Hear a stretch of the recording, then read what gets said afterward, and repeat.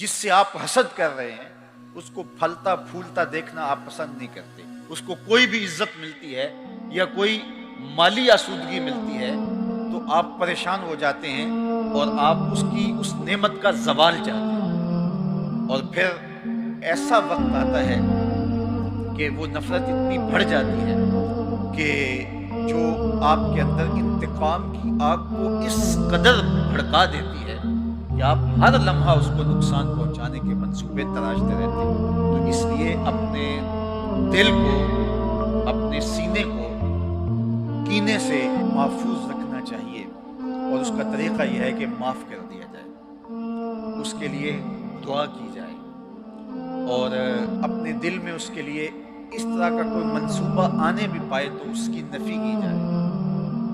حسد کو پرورش نہ پانے دیا جائے. بے کینہ سینہ یہ مومن کی زندگی کا جمال ہے، جس سے آپ بدلہ لینے کی طاقت نہیں رکھتے. اس کو نقصان پہنچانے کے لیے دن رات کوشاں رہے، منصوبہ سازی چلتی رہے، اور اس کو اذیت دینے کے درپے رہیں تو یہ کینہ ہوتا ہے. تو اپنے سینے کو بے کینہ کرنے کی کوشش کیجیے، اور اس کا طریق یہ ہے کہ معاف کر دیجیے. ایسے لوگ بھی ہوتے ہیں برادری میں، خاندان میں، اعزاء و اقربا میں، آپ کے کاروباری دوستوں میں، کہ جن کی شر سے بچنا بڑا مشکل ہوتا ہے، اور آپ ایک فاصلے سے رہنا چاہتے ہیں. وہ ایک امر آخر ہے، وہ کینے کے زمرے میں نہیں آتا. یا کسی نے آپ کو کوئی ایسی اذیت دی کہ جب وہ سامنے آتا ہے تو آپ کو اذیت بھرے لمحے یاد آ جاتے ہیں.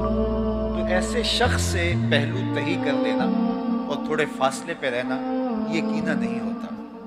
حضور علیہ الصلوۃ والسلام نے حضرت وحشی سے کہا تھا کہ میرے سامنے نہ بیٹھا کرو، ایک سمت بیٹھا کرو.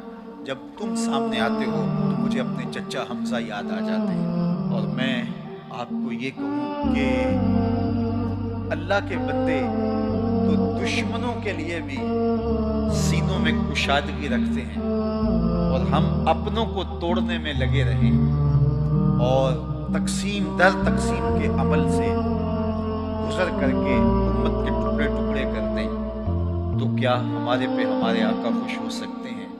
شنیدم کے مردان راہ خدا، دل دشمنا ہم نہ کر دن تنگ، ترا کہ میسر شوادی مقام، کہ با دوستانت خلاف است و جنگ.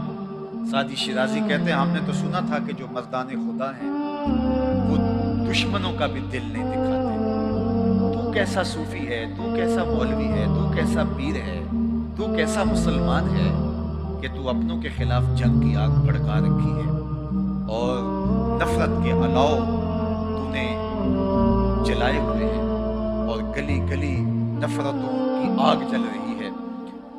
تو کینہ اس امت کو میرے اور آپ کے آقا و مولا نے درس دیتے ہوئے کہا کہ مشاہن جو کینہ توز ہو، جس کا سینہ گدلا ہو، میلا ہو، تو ایسی بابرکت رحمتوں سے وہ شخص محروم رہتا ہے. اس لیے اپنے اندر کشادگی پیدا کریں. میرا اور آپ کا سینہ منور اور تابہ ہونا چاہیے.